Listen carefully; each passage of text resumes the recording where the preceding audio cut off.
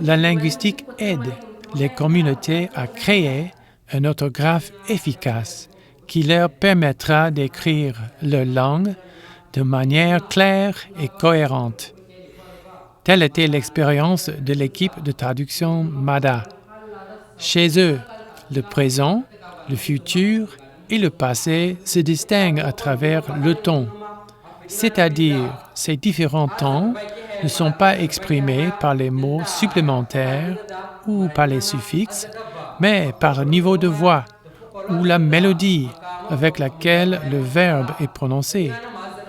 Ici, un des membres de l'équipe explique comment ce phénomène fonctionne en prenant l'exemple du verbe « rentrer ». Chez eux, le mot « nasla » peut avoir 3 interprétations différentes, soit « je rentre », soit « je suis rentré », soit « je rentrerai ». Après avoir étudié le problème ensemble à un atelier linguistique, l'équipe a trouvé un moyen d'enlever l'ambiguïté de leur texte écrit. C'est en ajoutant quelques accents aux mots que le problème est résolu.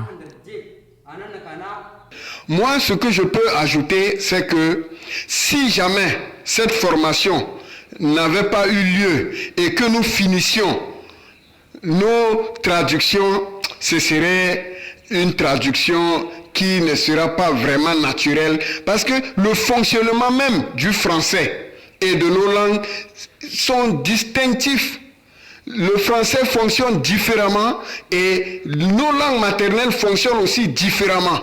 Donc c'est de voir comment ces 2 langues fonctionnent et nous avons compris maintenant que non, nous n'allons pas nous focaliser sur les formes françaises pour traduire nos textes bibliques, mais nous devons prendre seulement les techniques que nous avons apprises ici pour traduire nos textes, pour que la naturalité du texte apparaisse et que la compréhension du texte aussi apparaisse.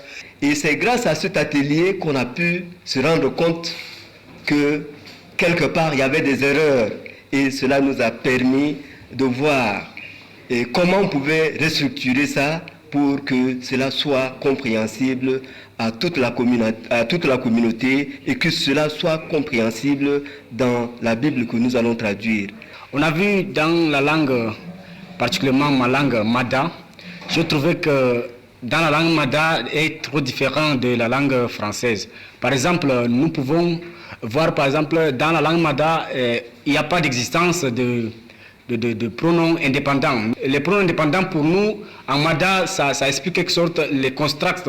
Et là, on ne peut pas à tout moment mettre les pronoms indépendants parce que ça peut changer le sens de la langue Mada. Merci.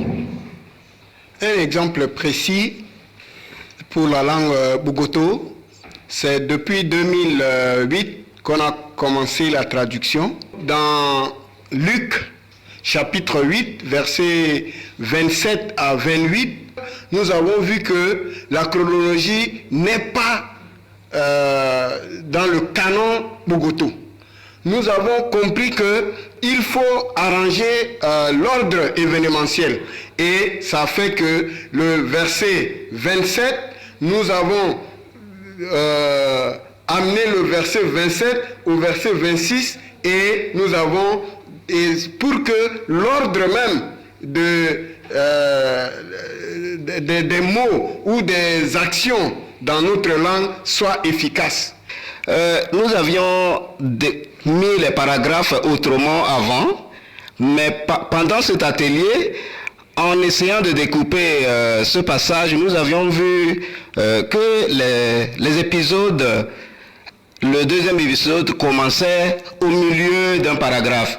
Et avec l'aide de notre encadreur, nous avions pu revoir la division de ces paragraphes pour pouvoir rectifier cette erreur que nous avons fait avant. Selon mon constat, il ne me reste qu'à bénir et également remercier le Seigneur pour ma présence parmi les frères pour apprendre cette connaissance, parce que cela va nous aider vraiment à rectifier les erreurs qui sont introduites dans nos textes que nous avions traduits avant, sans avoir ces connaissances que nous venons de bénéficier.